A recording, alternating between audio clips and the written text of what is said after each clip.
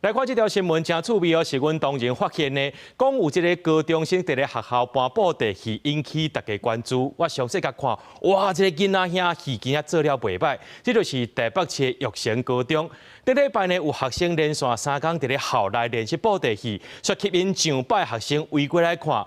落尾来第3天的时阵，表演的时阵，却去互老师来主动。学校讲呢是学生搬布袋戏，因表示肯定和鼓励。不过因为伫咧表演的时阵呢，有同学家赏现金，安尼较无妥当。啊那这位高中的囡仔兄，伊自细汉对这传统艺术就真有兴趣，那会晓搬布袋戏，佫会晓做这红仔衫汉无啊？佛理角啦，万佛角就是讲佛理啊，伊是一个角，就是讲人佛教的图案就对。吼啊，这个呢，这算徛算哪徛花梨纹，吼，这拢是吉祥的。听学生详细解说车手的演技不只专业，而且这布袋戏红仔衫帽啊和车手拢是伊的作品。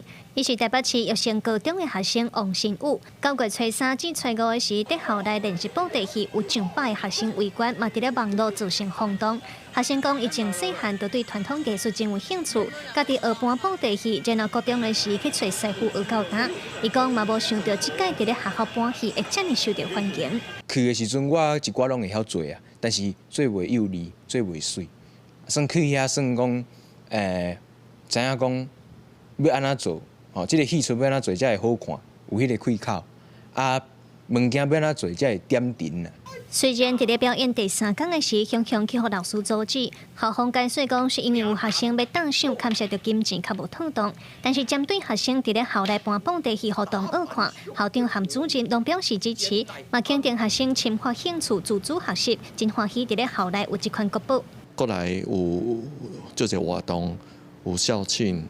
啊，有甲日本人的交流，啊，学生的交流，那安尼，阮拢会透过这种交流，来互学生来表演，来咱台湾的一种民俗文化。学生王成武表示，经过一摆的代志，会当互同学接触和欣赏布袋戏，伊感觉是真难得的机会。为着要鼓励学生接触传统艺术，玉成高中表示，未来按算会举办一寡文化活动，嘛结合本土语言课、表演艺术课，来互学生愈了解台湾的传统艺术。记者卢尚珠、郑俊尧台北报道。